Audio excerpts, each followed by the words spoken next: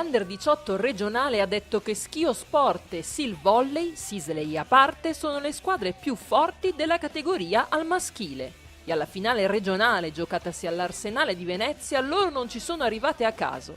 È il risultato di anni di lavoro di due fra i migliori vivai maschili dell'intera regione. Il punteggio finale è un 3-1 piuttosto netto per i padovani di Tre Baseleghe, che per la prima volta conquistano il titolo regionale di Under 18. All'inizio veramente del campionato non ci credevamo, dopo a mano vince una partita, vince un'altra, ci credi alla fine al sogno e ce l'abbiamo raggiunto. Vorrei ringraziare la squadra perché è merito suo siamo arrivati fino a qua e anche del premio del miglior giocatore. Avvire molto perché anche essere il miglior giocatore del Veneto è importante perché tutti gli elementi che ho fatto e la fatica è stata premiata alla fine.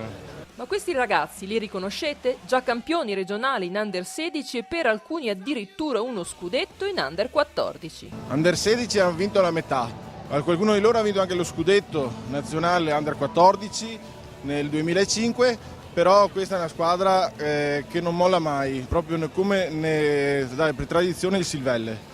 Noi non molliamo mai.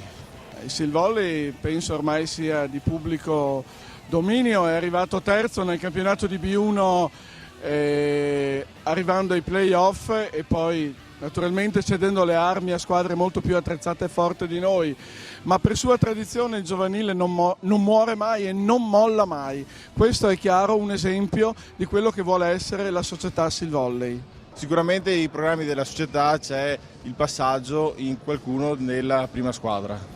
Vedremo quali sono le caratteristiche che ci serviranno. Passando alla squadra sconfitta c'erano grandi aspettative per questa partita.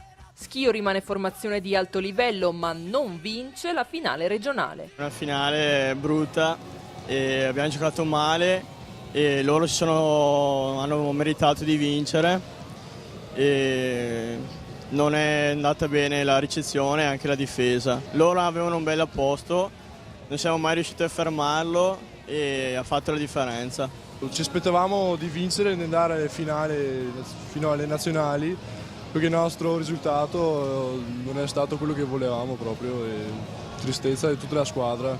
Schio ha sempre un buon parco giocatori nel giovanile, speriamo l'anno prossimo di ripetere l'esperienza e che ci vada meglio. I 94 e 95 sono ragazzi intelligenti, bravi e anche si impegnano tantissimo in allenamento, di conseguenza credo che sicuramente che l'anno prossimo Schio farà bene. E rimanendo in tema di pallavolo maschile, la società che ha ospitato le finali, ovvero il CUS Venezia, il prossimo anno giocherà la Serie C da neopromossa. Credo che sia attualmente anche il massimo per la città di Venezia, sia come numeri di praticanti, sia come risorse che vengono messe in campo da parte dell'economia cittadina. Quindi credo che la Serie C sia quello che attualmente è il massimo che possiamo fare.